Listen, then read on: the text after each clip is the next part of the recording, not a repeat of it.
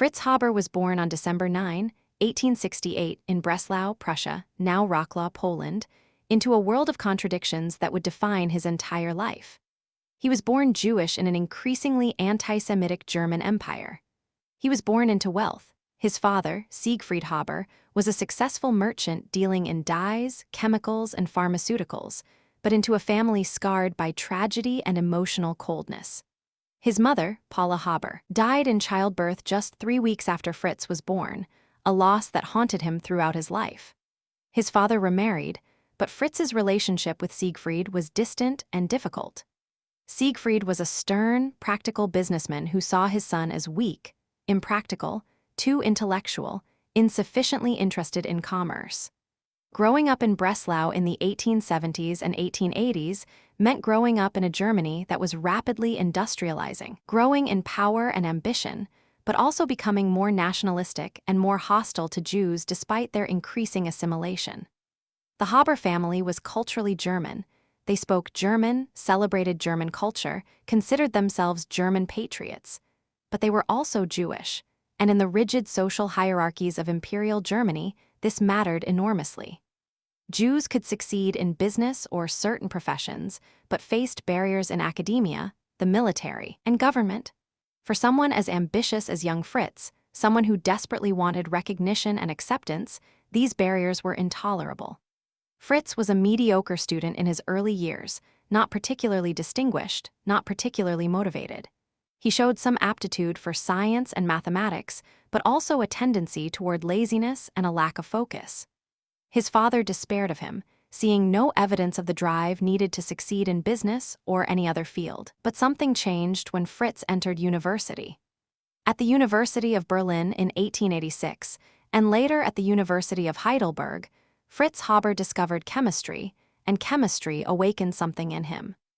Here was a field where intelligence and creativity mattered more than family connections or religious background, where discoveries could bring recognition, where a Jew could potentially compete on equal terms with Gentiles. Haber studied under some of the leading chemists of the era, Robert Bunsen at Heidelberg, among others, and began to develop his experimental skills and theoretical understanding. He completed his doctorate in 1891 at age 22 with a dissertation on organic chemistry, specifically on compounds derived from piperonal, a component of pepper and vanilla. It was competent work, but not groundbreaking.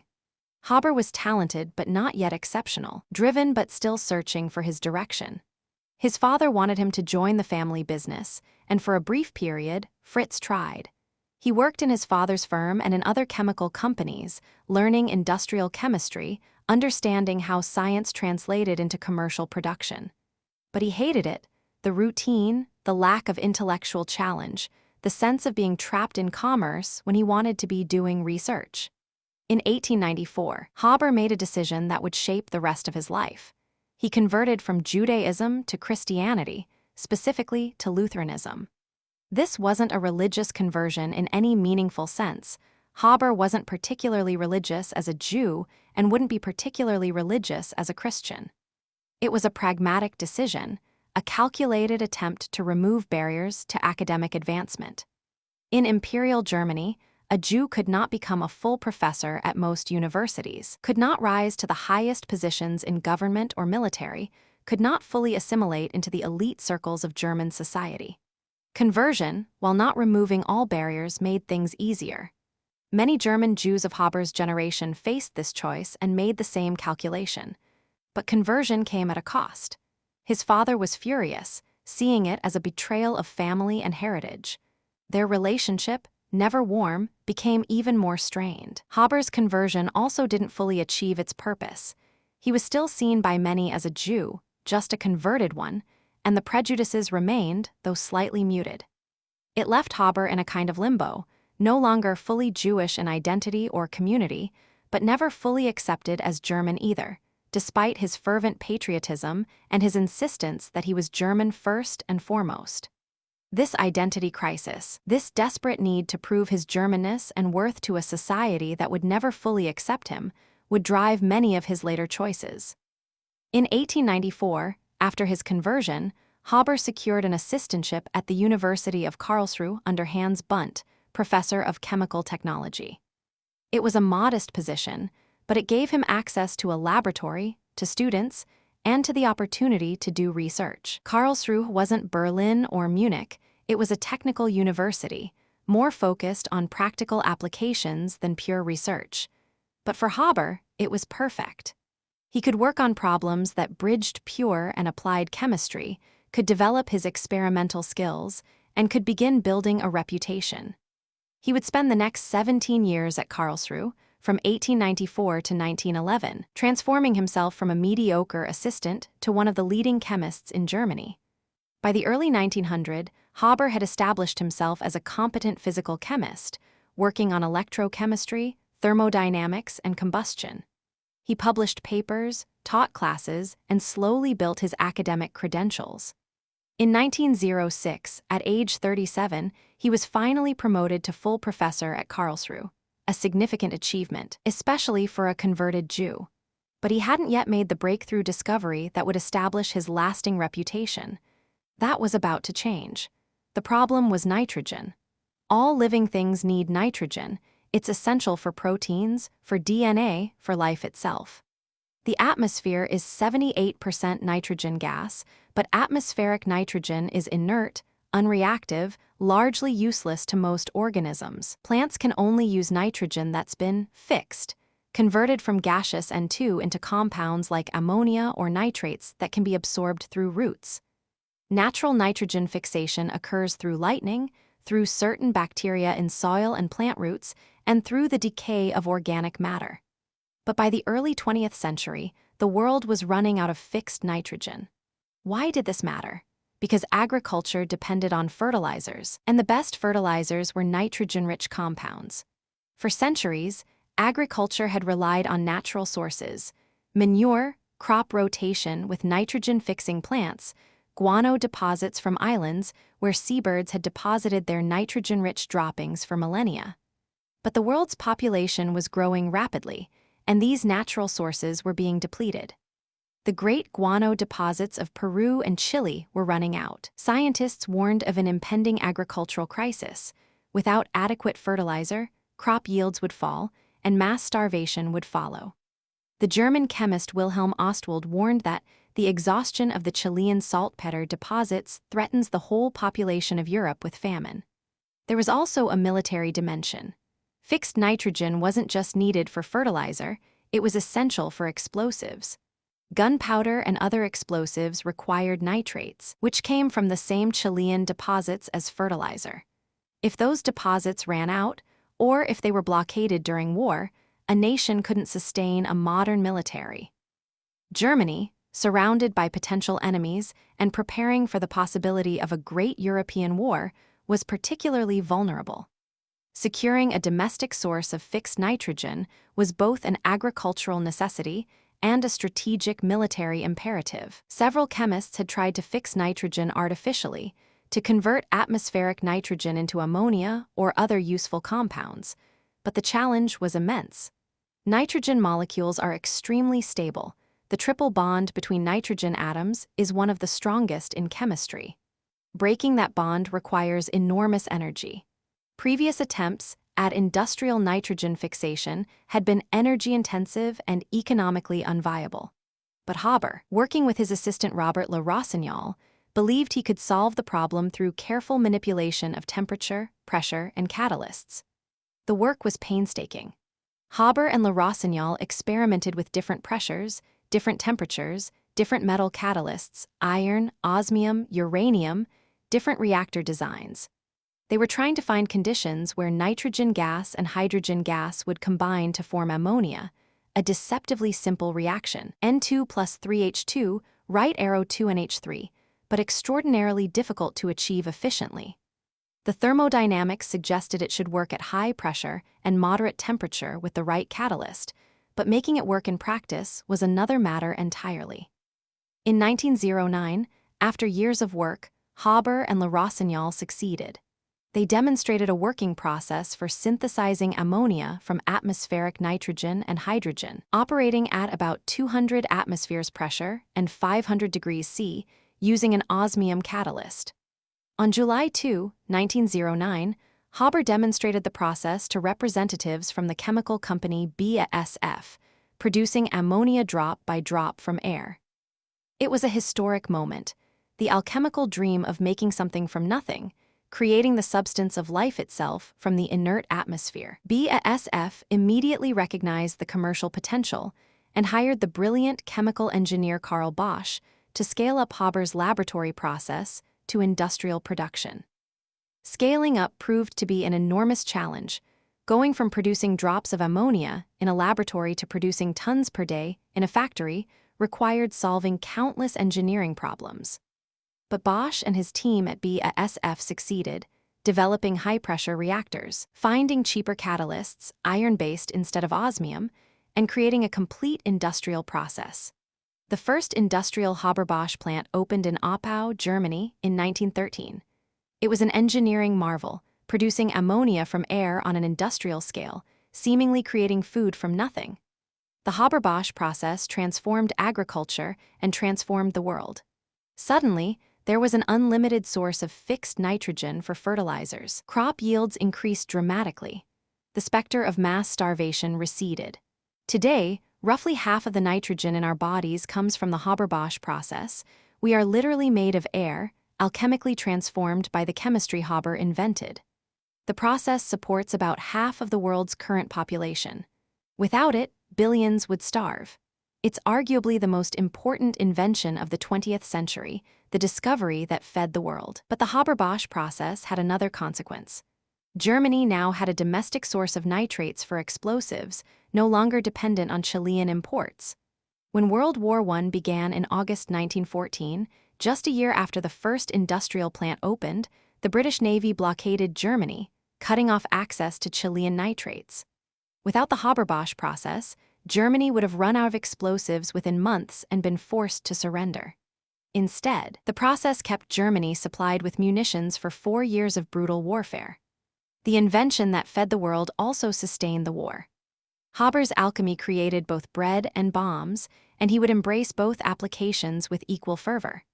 When World War I began in August 1914, Fritz Haber was 45 years old, a respected professor, wealthy from patents on the ammonia synthesis process, married with a son, and at the peak of his career. He had everything he'd worked for: scientific recognition, financial security, social standing.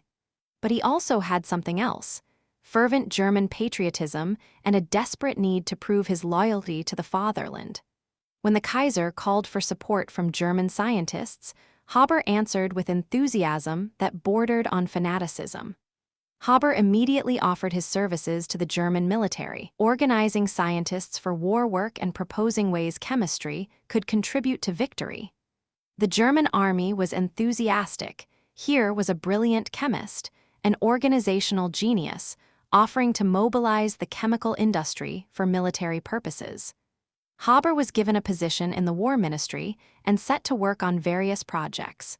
Early in the war, he worked on developing methods for extracting nitrogen from the air for explosives, expanding on his ammonia work, on improving chemical processes for the military, on anything that might give Germany an advantage. But Haber had a bigger idea, one that would define his role in the war and haunt his legacy forever: poison gas. By late 1914, the Western Front had devolved into brutal trench warfare. Millions of men faced each other across fortified lines, neither side able to break through, casualties mounting in futile offensives. The war seemed stuck in a horrific stalemate. Haber proposed a solution: use chlorine gas as a weapon. Released from canisters on the front lines when the wind was favorable, chlorine would drift over enemy trenches, killing or incapacitating soldiers, allowing German forces to break through. This wasn't a new idea. Chemical weapons had been proposed before, and both sides had used tear gas and irritants in limited ways. But Haber was proposing something different: lethal poison gas used on a massive scale, designed to kill, not just incapacitate. It violated the Hague Convention of 1899, which prohibited the use of projectiles the sole object of which is the diffusion of asphyxiating or deleterious gases. But Haber argued that releasing gas from cylinders wasn't using projectiles, that this was a legal technicality and that in total war such niceties didn't matter. What mattered was winning. Not everyone agreed. Some German military officers were skeptical, seeing chemical warfare as dishonorable. Some chemists refused to participate, seeing it as a perversion of their science. But Haber persisted, convincing the military leadership, organizing the logistics, developing the tactics. He personally supervised the installation of thousands of gas cylinders in the German trenches near Ypres, Belgium. On April 22, 1915, when conditions were right, German soldiers opened the valves. A yellow-green cloud of chlorine gas, heavier than air, drifted across no man's land toward the French and Canadian lines. The effect was horrific. Soldiers who inhaled the chlorine gas suffered burning lungs, choking, drowning in their own bodily fluids.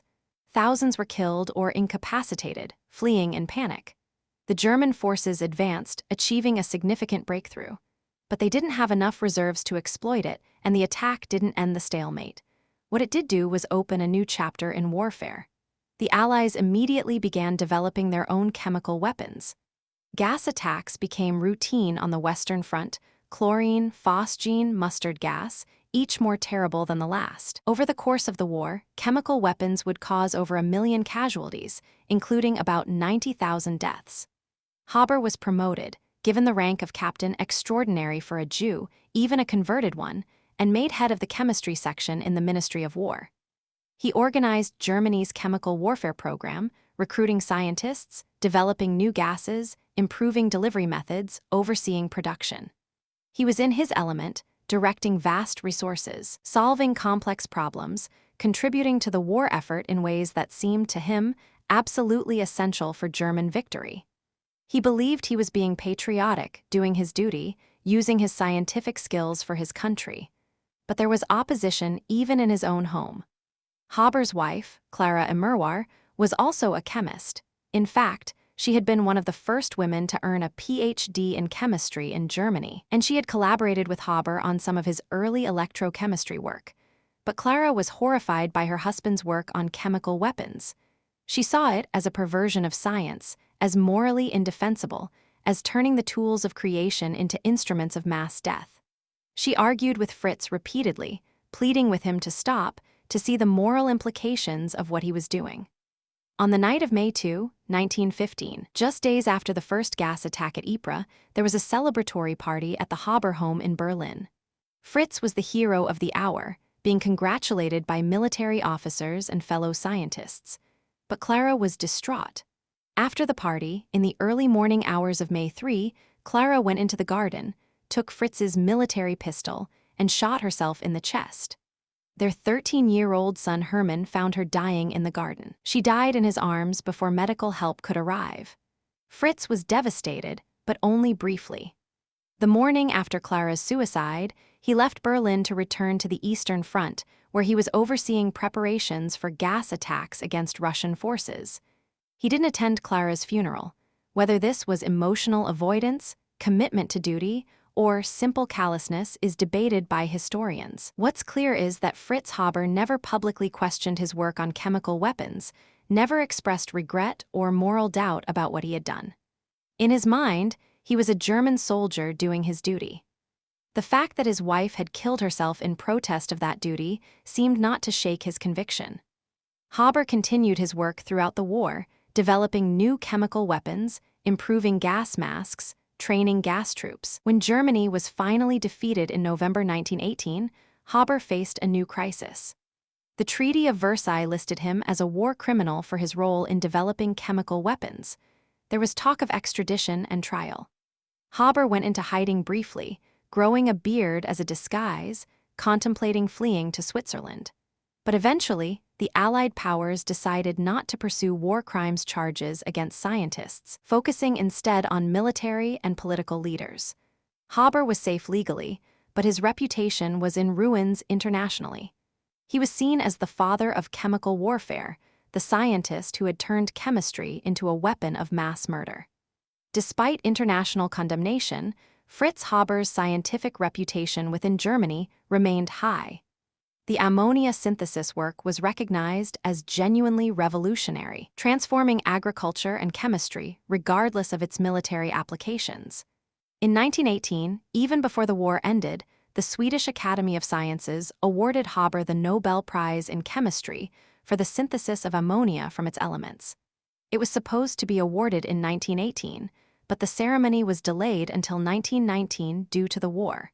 When the award was announced, there was outrage internationally. Scientists from Allied countries protested. How could the Nobel Committee honor a man who had developed chemical weapons, who had supervised their use, who bore responsibility for thousands of gas deaths? The French and British scientific communities were particularly furious. They had just fought a war where they'd seen the effects of Haber's inventions firsthand. Several Allied scientists who had been planning to attend the Nobel ceremonies boycotted in protest. The controversy highlighted a fundamental question. Can you separate a scientist's beneficial work from their harmful work? Should you? The Swedish Academy defended its decision, arguing that the Nobel Prize was for the ammonia synthesis, not for chemical warfare. The ammonia synthesis was a scientific achievement of the first order, one that would benefit all humanity by enabling food production to support growing populations. That Haber had also used his chemical knowledge for military purposes was unfortunate, but irrelevant to evaluating his scientific contributions. Science was neutral. Applications could be good or bad, but the discovery itself was neither moral nor immoral. But this argument troubled many. Haber himself hadn't made this separation. He saw his work on ammonia synthesis and his work on poison gas as equally patriotic contributions to Germany, equally applications of chemical knowledge for national purposes. He was proud of both. In his Nobel lecture, delivered in 1920, he spoke about nitrogen fixation and its importance for agriculture, barely mentioning the war work and showing no remorse or acknowledgement of the controversy. Haber returned to Germany and to his position as director of the Kaiser Wilhelm Institute for Physical Chemistry and Electrochemistry in Berlin, a position he'd held since 1911. Despite Germany's defeat and economic collapse, despite the international opprobrium, Haber was still a powerful figure in German science. He rebuilt his institute, recruited brilliant young scientists, and resumed research on a wide range of problems. He worked on extracting gold from seawater, an ultimately unsuccessful attempt to help Germany pay war reparations, on chemical reaction kinetics, on numerous problems in physical chemistry. He also remarried.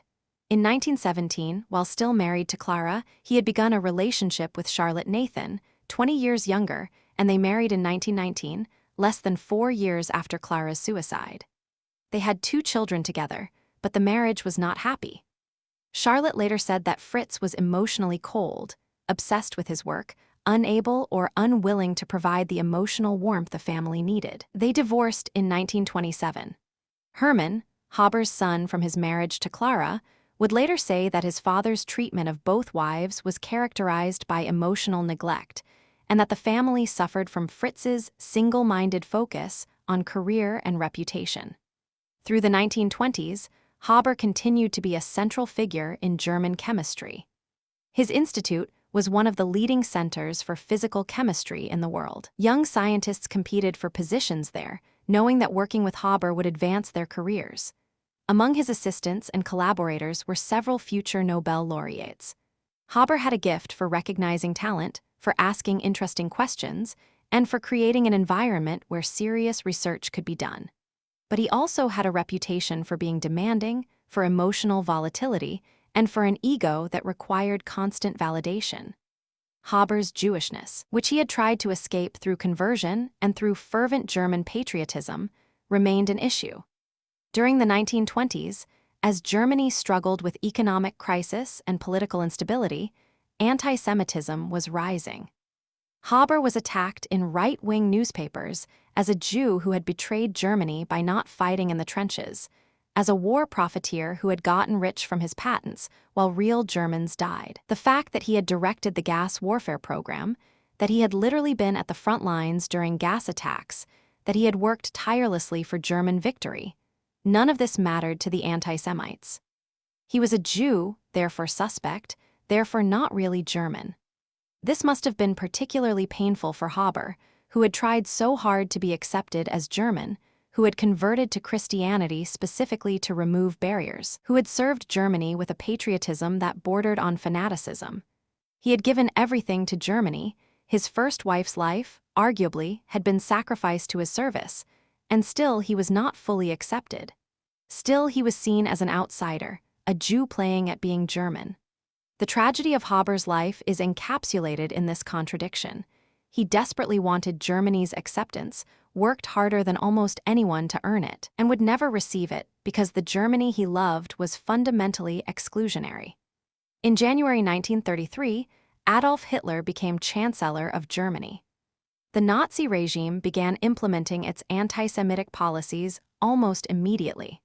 Within months, the law for the restoration of the professional civil service was passed, mandating the dismissal of Jews from government positions, including university professorships. There was an exemption for Jews who had served in World War I or who had been employed before 1914, but the intent was clear. Jews were to be purged from German academic and cultural life. Fritz Haber was personally exempt. He had served in the war, had been employed long before 1914, and was too prominent to be easily dismissed. But many of his Jewish colleagues and assistants at the Kaiser Wilhelm Institute were not exempt. They were being forced out, their careers destroyed, their lives upended. Haber was ordered to dismiss the Jewish scientists in his institute to participate in the purge of his own people. For perhaps the first time in his life, Fritz Haber refused to obey a German government directive. He could not, would not, dismiss scientists based on their ancestry.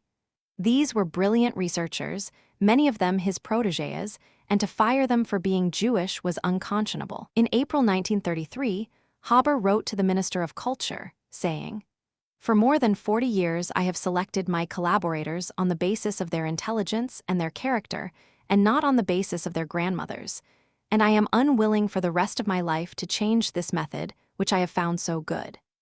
It was an act of extraordinary courage and extraordinary naivety.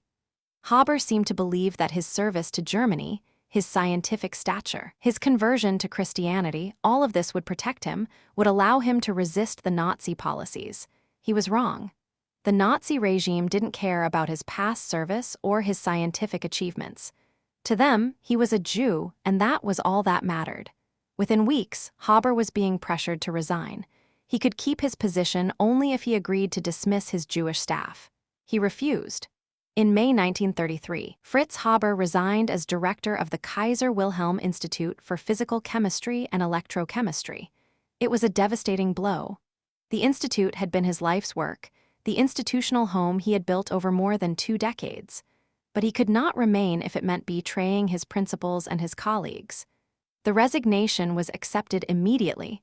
The Nazis were happy to see him go, despite his exemption from the anti-Jewish laws. Haber, the fervent German patriot, the converted Jew who had tried so hard to be German, was being forced out of the country he loved. The irony was almost unbearable, and it did not escape contemporaries. Haber had developed chemical weapons that killed thousands. He had worked tirelessly for German victory in World War I. He had converted to Christianity and proclaimed his German identity above all else. And now Germany, in its Nazi incarnation, was rejecting him because of his Jewish ancestry. The country he had served was turning on him, declaring that no amount of service or achievement could overcome the taint of Jewish blood. Haber left Germany in the summer of 1933. He was 64 years old, in poor health, suffering from heart problems and severe angina. He went first to England, where he had been offered temporary positions at Cambridge, but England felt alien to him. He was German in language, culture, and identity, even if Germany no longer wanted him. Colleagues tried to help, offering positions, reaching out in sympathy. Even Albert Einstein, who had clashed with Haber over his war work and had left Germany himself in 1932, wrote offering reconciliation. But Haber was broken, physically and emotionally. In January 1934, Haber was traveling to Switzerland to recuperate. He stopped in Basel, checking into a hotel, planning to rest before continuing his journey. On January 29, 1934, he died of heart failure in his hotel room. He was 65 years old. He died in exile, rejected by the country he had served with such devotion, his legacy complex and contested, his life a study in contradictions. But the ironies didn't end with his death. One of the products that came out of research at Haber's institute was Zyklon B, a cyanide-based pesticide developed in the 1920s for fumigation purposes. During World War II, the Nazis would use Zyklon B in the gas chambers of Auschwitz and other death camps, murdering millions of Jews, including, almost certainly, some of Haber's own relatives who had remained in Germany and Eastern Europe. The chemist who had developed poison gas for Germany in World War II, whose institute had developed a cyanide-based fumigant, saw his own people exterminated using gas in chambers, a grotesque echo of his own inventions. Hermann Haber, Fritz's son with Clara, converted to Christianity like his father, served in the German army in World War I like his father, and tried desperately to be accepted as German like his father. But in 1946, still haunted by his mother's suicide and by the collapse of everything his father had believed in, Hermann committed suicide in New York. The Haber family, destroyed by Fritz's choices and by the Germany he had tried so hard to serve, effectively ended with him. How do we judge Fritz Haber?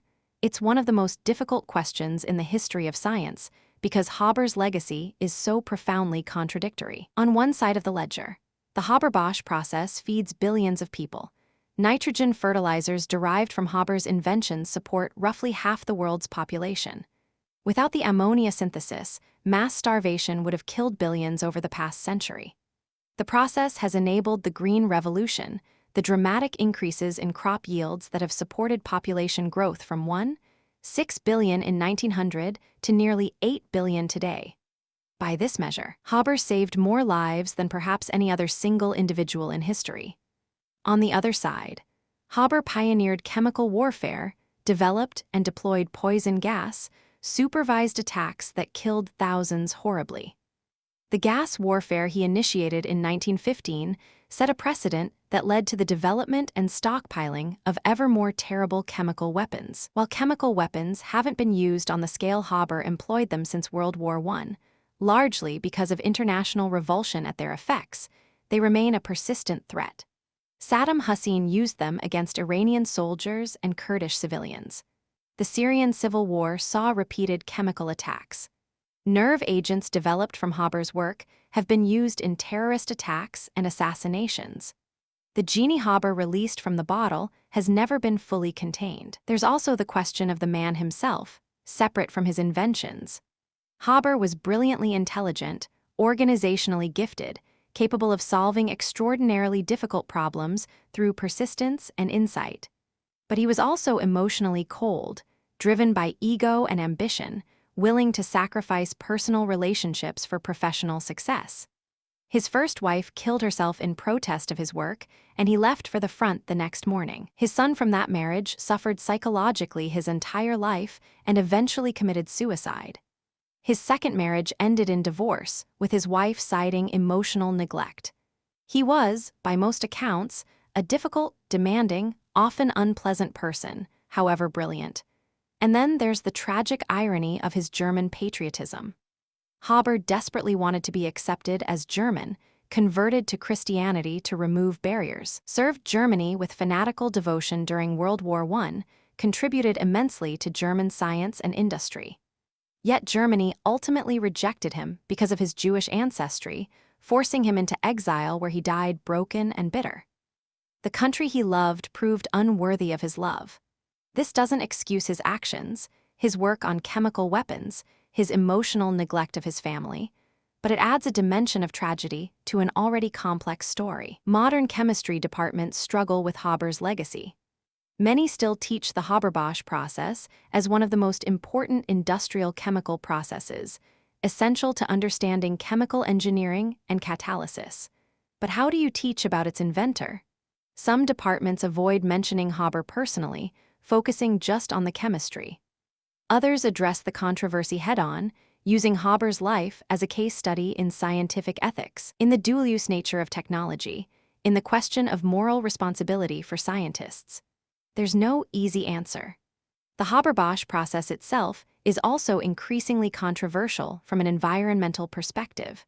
While it feeds billions, it also has enormous environmental costs. Producing ammonia via the Haber-Bosch process consumes about 1 to 2% of the world's total energy production and produces corresponding carbon emissions. Excess nitrogen fertilizers run off into waterways, causing eutrophication and dead zones in oceans and lakes. The process that saved humanity from starvation is now contributing to climate change and environmental degradation. Even Haber's greatest achievement is morally complex. Some historians and scientists have tried to separate Haber's inventions, arguing that the Haber-Bosch process is beneficial and should be celebrated, while the chemical warfare work was harmful and should be condemned, and that these are separate achievements that can be evaluated independently. But Haber himself didn't make this distinction. He saw both as applications of chemistry, both as contributions to Germany, both as worthy endeavors. The same chemical knowledge, the same problem-solving abilities, the same drive for achievement produced both the bread and the poison gas. They are inseparable parts of a single career. Perhaps the most we can say is this: Fritz Haber embodied the dual nature of science and technology, tools that can be used for immense good or terrible harm, often by the same people using the same knowledge. The Haber-Bosch process demonstrates that chemistry can address humanity's greatest challenges, can literally pull food from the air, can support billions of lives. Chemical warfare demonstrates that chemistry can also be perverted into weapons of mass suffering, can make death industrial and impersonal. Both are true, both are part of Haber's legacy, both need to be acknowledged. There's a memorial in Haber's honor at the Karlsruhe Institute of Technology, where he did much of his most important work. It's a modest plaque, acknowledging his contributions to chemistry without whitewashing the controversies. Every year, a few scientists visit, paying respects to a man whose inventions changed the world for better and for worse. Some leave flowers. Some leave stones in the Jewish tradition, honoring his heritage that he tried to escape, but that ultimately defined his fate. The ammonia synthesis continues, in factories around the world, using refinements of Haber's original process, but fundamentally unchanged in its basic chemistry, combining nitrogen from the air with hydrogen at high temperature and pressure using iron catalysts. Every year, these factories produce hundreds of millions of tons of ammonia, supporting agriculture, feeding billions, making nitrogen the element that sustains human civilization. Every molecule of ammonia produced is a testament to Haber's genius. Every field fertilized with Haber process nitrogen is fed by his invention. Every person alive today who owes their existence to the food production enabled by nitrogen fertilizers owes, in some sense, their life to Fritz Haber. But Haber's ghost is also present in every stockpile of chemical weapons, in every international treaty attempting to ban their use, in every gas mask designed to protect against chemical attack, in every victim of chemical warfare from World War I to Syria. The knowledge he created, the precedents he set, the doors he opened, these cannot be closed. Chemical warfare exists because Haber showed it was possible and effective. That this knowledge is now mostly constrained by international law and moral revulsion is cold comfort to those who have suffered from chemical attacks. In the end, Fritz Haber's life poses a question more than it provides an answer. What is the responsibility of scientists for how their discoveries are used? Haber would have said he bore no responsibility for the applications of his knowledge, that he was simply solving problems, discovering truths, serving his country. His critics would say that he bore direct responsibility, that he chose to develop chemical weapons, that he personally supervised their use, that he never expressed remorse or acknowledged the moral dimensions of his work.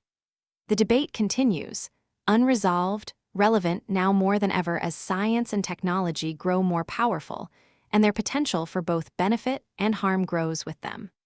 Fritz Haber pulled nitrogen from the air and fed the world. Fritz Haber released chlorine gas at Ypres and pioneered chemical warfare.